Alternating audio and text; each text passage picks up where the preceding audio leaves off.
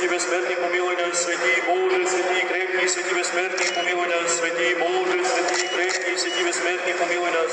Слава Отцу и Сыну и Святому Духу, и ныне и присно, и во веки веков. Аминь. Пресвятая Троица, помилуй нас, Господи, чисти грехи наши, владыку, прости беззакония наши, святые посетители немощи наши, именно Твоего ради. Господи, помилуй, Господи, помилуй, Господи, помилуй.